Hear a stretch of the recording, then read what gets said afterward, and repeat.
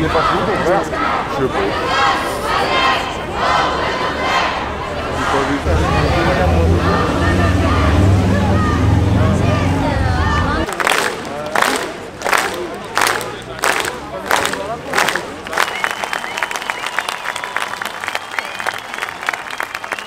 Alors cette manifestation en soutien à l'Artsakh, qui est une région indépendante qui appartient à l'Arménie et que l'Azerbaïdjan revendique à elle depuis des années.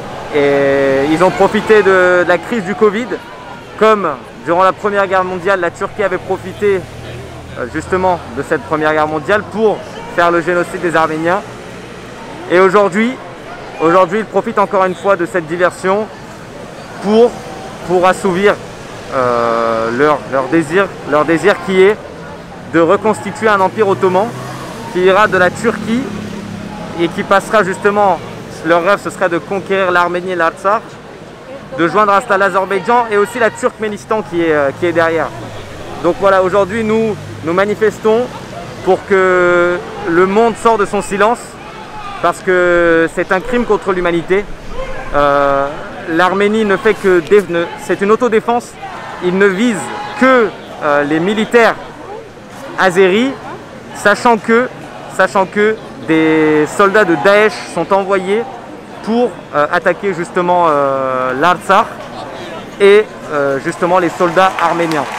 Donc nous manifestons pour revendiquer la possession de l'Artsakh et pour que le monde se réveille, pour que le monde agisse contre ce crime contre l'humanité. Il y a eu quelques reportages ces derniers temps, certains débats, mais sur des chaînes secondaires. C'est-à-dire que oui, sur TF1, on a eu un reportage au sein même des bunkers en Artsakh. Mais quelques mots du président français, mais après cela, rien d'autre. Rien de bien concret. Erdogan terroriste. Je m'attendais justement à ce que le président français s'implique autant qu'il l'a fait pour le Liban, sachant que beaucoup de villes en France sont jumelées avec des villes en Arménie et certaines avec des villes d'Artsakh également. Donc nous ne comprenons pas ce manque de mouvement, parce que nous les Arméniens avons toujours soutenu toutes les causes, c'est-à-dire la cause du Black Lives Matter, tout ce qui est arrivé au Liban, quand il y a eu des incendies en Australie, les Arméniens ont toujours soutenu toutes ces causes-là. Et derrière, justement, même à petite échelle, parmi nos followers sur Instagram par exemple, on a certains non-arméniens qui refusent de partager notre cause. Et donc face à ce silence, nous restons bouche bée.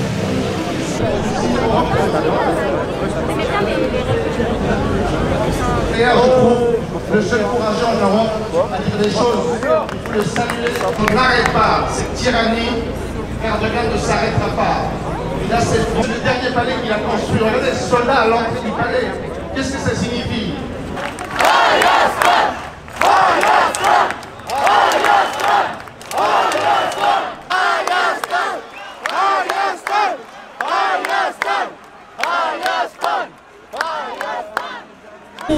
Erdogan éventuellement sera vaincu.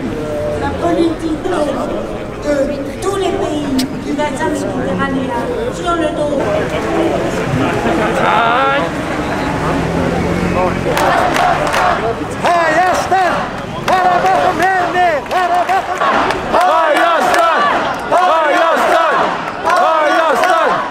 Je pensais que tu parlais du drapeau blanc, là. Je sais pas c'est quoi ça.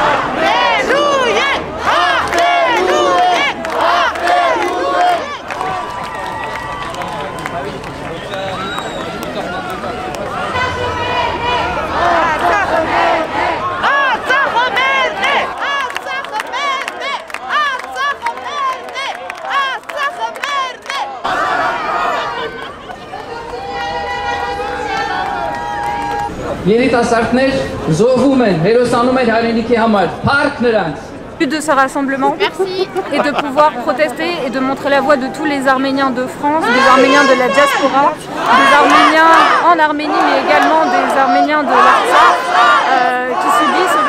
agression de la part de l'Azerbaïdjan et de la Turquie depuis le 27 septembre, donc ça fait depuis plus de 10 jours,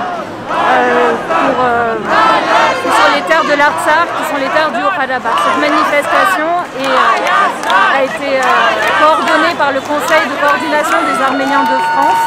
Donc il y a une mobilisation nationale à l'échelle. Vous avez la même manifestation à Marseille, à Lyon et à Paris aujourd'hui. Et le but, c'est de pouvoir aussi de montrer que la diaspora est présente pour soutenir les Arméniens qui sont aujourd'hui, qui subissent cette agression et qui perdent leur maison, qui perdent leur territoire, qui perdent leur patrimoine culturel et qui ne sont pas reconnus à l'échelle internationale. Ce qu'il faut vraiment comprendre avec ce conflit, c'est qu'il est ramené par l'Azerbaïdjan comme comme un conflit territorial qui se limiterait uniquement entre l'Artsakh, qui serait une terre azerbaïdjanaise et que voudrait récupérer l'Azerbaïdjan. Mais finalement, derrière ce conflit-là, il y a des enjeux géopolitiques qui sont majeurs. Comme on l'a dit, la Turquie est derrière, le Pakistan est arrivé derrière. Il y a vraiment un contexte géopolitique très très important et un contexte historique qu'il faut absolument prendre en compte. Parce que derrière ça, on a eu des conflits. On a l'exemple du Nakhitchevan, il y a déjà quelques années, qui a subi une épuration ethnique à partir du moment où l'Azerbaïdjan a pris ses terres. Et on sait aujourd'hui, on ne peut pas faire semblant de faire comme si ce contexte-là, ce contexte historique et ce contexte géopolitique n'existait pas. La cible des Azéris et de l'armée d'Erdogan qui a été envoyée, puisqu'il a envoyé des djihadistes depuis l'est de la Turquie pour rejoindre l'armée azérie, cible les civils, les villes, la capitale. Et aujourd'hui, c'est la cathédrale de la ville de Chouchi qui avait déjà subi la guerre entre 88 et 94 qui a été bombardée.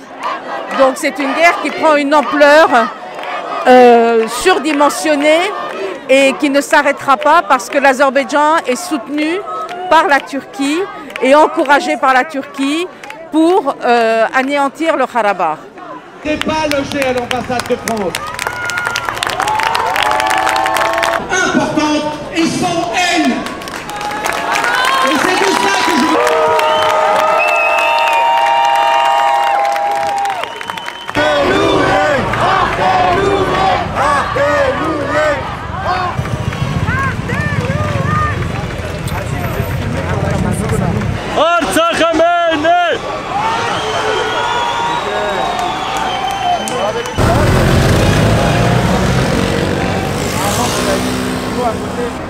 Ou